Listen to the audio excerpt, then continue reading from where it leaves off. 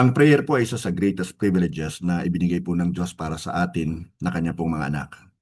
Gayunpaman sa lahat po ng uri ng prayer, ang intercessory prayer o panalangin po ng pamamagitan ay isa sa pinaka-selfless dahil hindi ito nakasentro sa ating sarili, sa ating sariling kapakanan o pangangailangan, kundi po sa pangangailangan ng iba. Ang isang tagapamagitan ay naninindigan po sa harap ng Diyos para sa isang kapamilya o kaibigan, church niya o churchmate niya, classmate, mga namumuno po sa ating bayan o sa ating pong bansa. Sa buong kasaysayan po ng Bible, ipinakita po ng Diyos ang kapangyarihan ng panalangin sa pamamagitan ng mga lingkod niya para sa iba. For example po, si Abraham, siya po ay nanalangin para sa Sodom upang mailigtas po ang mga matuwid na naroon.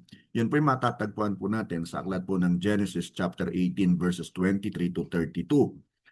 Isa pa pong magandang example ay si Moses. Siya po ay nagsumamo at namagitan po para sa Israel matapos po sila magkasala dahil po sa kanilang ginawang Diyos-Diyosan at pagsamba po dito. Ito naman po ay matatagpuan sa Book of Exodus chapter 32 verses 11 to 14. Another good example is the prophet Samuel. Siya po ay nangako na hindi po siya titigil sa panalangin para sa bayan po ng Diyos. Ito po ay matatagpuan naman sa 1 Samuel chapter 12 verse 23. Si Job ay isa pa pong magandang example. Siya po ay nanalangin para sa kanyang mga kaibigan na nagkasala sa kanilang paghatol po sa kanya. Ito po ay mababasa natin sa Job chapter 42 verse 10. At syempre, ang ultimate example ay si Jesus. Ang ating pinakadakilang tagapamagitan ay patuloy na nananalangin para sa atin sa harap po ng Ama. At hanggang sa ngayon po naghahanap pa rin ng Diyos ng lalaki o babae who will still stand firm in the gap. At yan po ang title ng ating pag-aaralan ngayon, Standing Firm in the Gap. Basahin po natin ang ating text mula po sa Book of Ezekiel chapter 22 verse 38. Nakasulat po dito, I looked for someone among them who would build up the wall and stand before me in the gap on behalf of the land. So tingnan po natin ang point number 1, stand in the gap.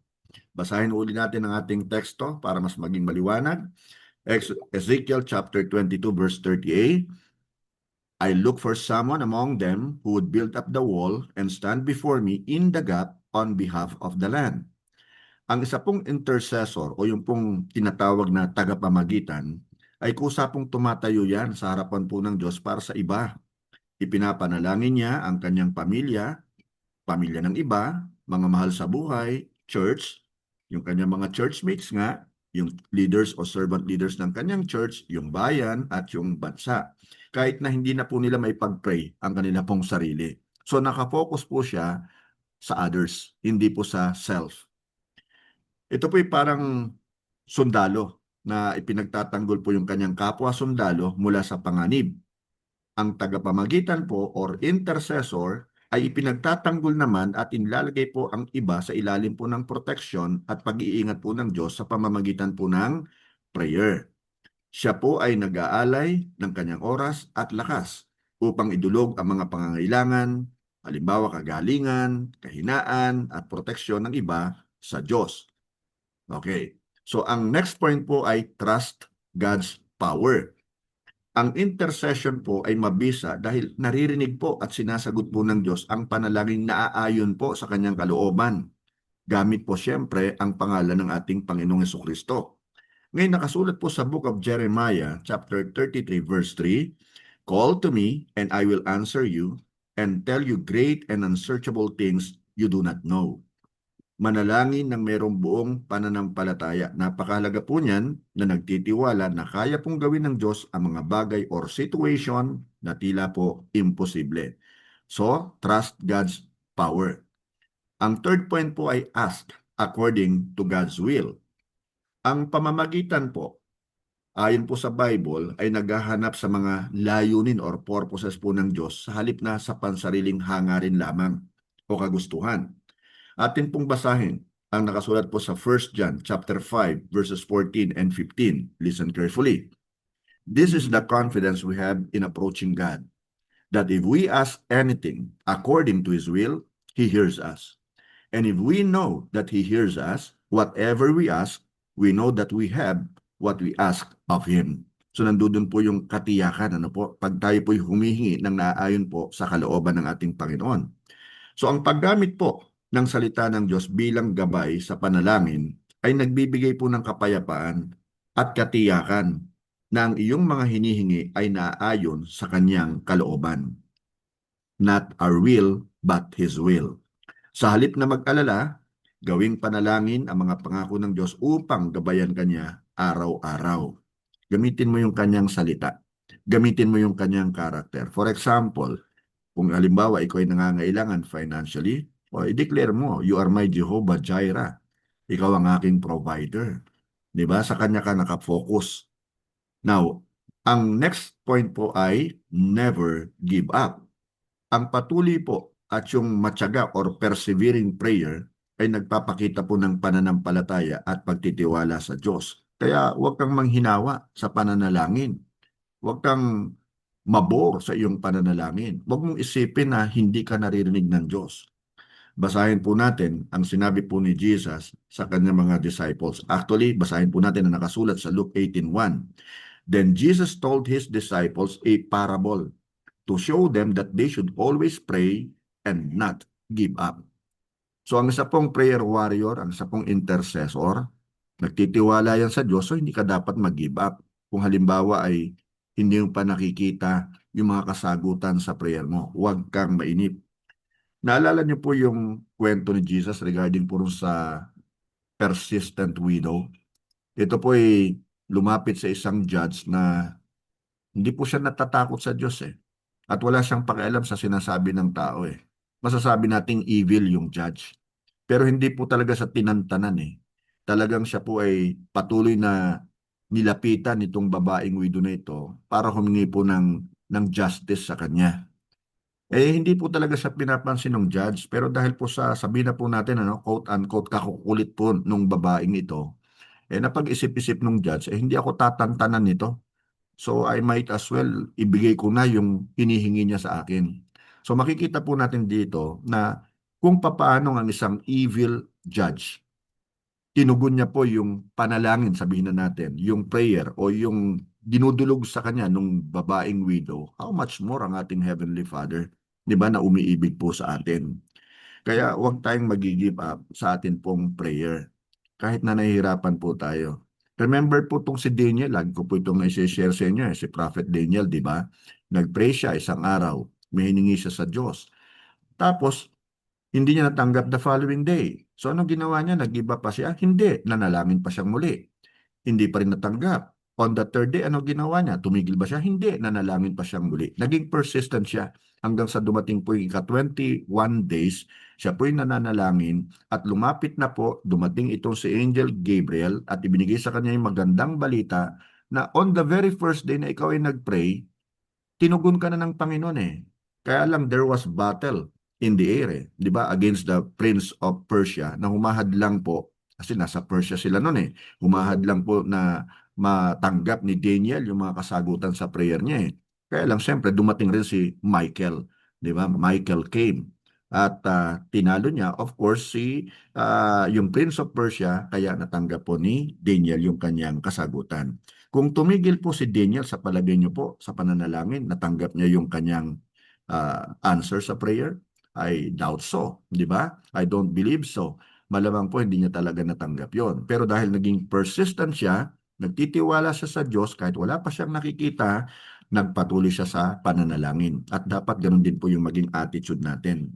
At habang naghihintay ka, patuloy na gumagawa actually ang Diyos sa likod ng mga eksena behind the scenes. His timing, of course, is always perfect. So patuloy po tayong manalangin kahit tila delayed po yung answers. Ang paghihintay po ay hindi parusa po yan.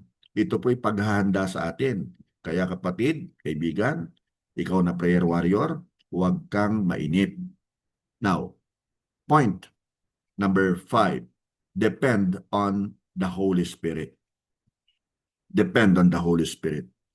Ang Holy Spirit po ay nagbibigay ng lakas at gumagabay po sa atin kapag hindi natin alam kung paano o ano po ang dapat nating ipanalangin. Now, basahin po natin ang nakasulat sa Book of Romans chapter 8 verses 26 and 27. In the same way, the Spirit helps us in our weakness. We do not know what we ought to pray for, but the Spirit Himself intercedes for us through wordless groans. And He who searches our hearts knows the mind of the Spirit, because the Spirit intercedes for God's people in accordance with the will of God. Kapatid, hayaan mo na pangunahan ng Holy Spirit ang iyong puso at maging ang iyong mga salita habang ikaw ay nananalangin at namamagitan. Ang intercessory prayer po ay isa sa pinakadakilang ministries ng church. Ito po yung backbone ng ministry ng church po na kinabibilangan natin. Kaya pinupuri ko po ang Panginoon.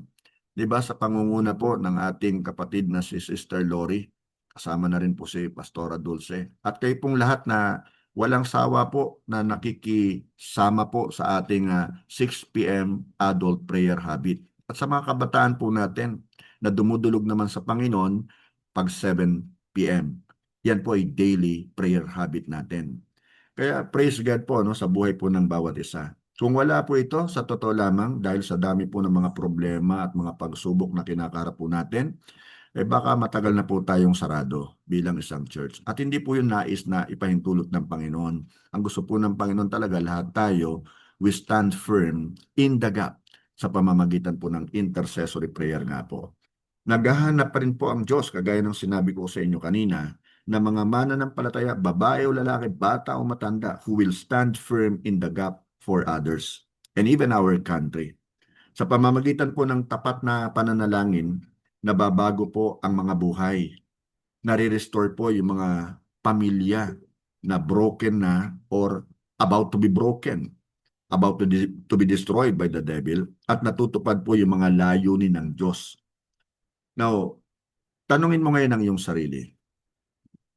Sino o ano ang ipinagpe-pray ko ngayon? Sagutin mo yan. Ikalawa, matyaga ba akong nagpe-pray o paminsan-minsan lamang? Yung pansarili hindi yung sa 6 o'clock o 7 o'clock prayer habit. Ikatlo pong tanong, tanungin mo ang sarili mo, ang aking mga panalangin ba ay sumasalamin sa kalooban ng Diyos o puro sariling kagustuhan ko lamang? Yan po yung mga mahalagang katanungan na dapat po natin masagot, and let's just be honest po sa pagsagot dito. You see, kapatid, when you stand before God for others, God often stands with power on behalf of those you are praying for. So, to recap po, tandaan po natin, stand in the gap, trust God's power, ask according to God's will, never give up, and lastly, depend on the Holy Spirit. So we should learn to stand firmly sa atin pong intercessory prayer. So tayo pong lahat, mga kapatid, ay manalangin na. Ama naming Diyos na buhay at makapangyarihan sa lahat, lumalapit po kami sa iyo ng may pagpapakumbaba at pasasalamat sa pribileyo ng panalangin at pamamagitan. Salamat po na sa pamamagitan po ni Jesus, makakalapit po kami ng meron pong katapangan sa iyong trono ng biyaya at may haharap po sa iyo ang mga pangangailangan ng aming kapwa. Panginoon, gawin mo po kami mga tapat na tagapamagitan. Bigyan mo po kami ng pusong mahabagin, compassionate. May pasanin po para sa mga naliligaw at handang mamagitan para sa aming pamilya, sa aming church, sa aming churchmates, mga pinuno ng aming bayan at maging ng aming bansa. Panginoon, alisin mo po yung pagiging makasarili sa amin po mga puso. At turuan mo nga po kaming ipanalangin hindi lamang po ang aming sarili, kundi pati na rin po ang mga nangangailangan ng iyong awa, kagalingan, lakas, and even yung kanila pong salvation. Palakasin mo po kami upang magtiyaga sa panalangin kahit na tila nade-delay po ang mga kasagutan. Punuin mo po kami ng kapangyarihan at patnubay po ng iyong Holy Spirit upang kami po ay manalangin ayon po sa iyong kalooban. Palakin mo po ang aming pananampalataya upang maniwala na ikaw ay gumagawa ng higit pa at sagana kaysa sa amin pong mga hinihingi o naiisip. Ipinapanalangin po namin ang mga may karamdaman. Dearest God, pagalingin mo po sila. I-comfort mo po, Panginoon, yung mga nagdadalamhati, yung mga nawalan po ng mahal sa buhay. Ibalik mo po yung kaayusan sa mga wasak na pamilya. Palakasin mo po, O Diyos, ang mga nawawalan ng pag-asa. Ligtas mo po mga hindi pa nakakakilala sa iyo. And Father God, naway maghari ang iyong kapayapaan sa amin pong mga tahanan. Ang pagkakaisa po sa pamumuno po ng aming church at ang iyong katwiran ay makita po sa aming bansa. Nakikita mo pong kalagayan ng aming bansa kung paano po nagkakagulo ang mga nanunungkulan po, ang mga namumuno sa amin. Gamitin mo po ang aming mga panalangin upang magdala po ng glory sa iyong pangalan at upang may sakatuparan po ang iyong perfect will and perfect purpose. Naway makilala po kami bilang mga taong tapat po na naninindigang mag-pray po sa harap mo sa ngalan po ng iba. At inihiling po namin ang lahat ng mga bagay nito sa matamis ngunit makapangyarihang pangalan po ng aming Panginoon at tagapagligtas na si Jesus. Amen and amen and amen. Glory to God po. Maraming salamat po mga kapatid.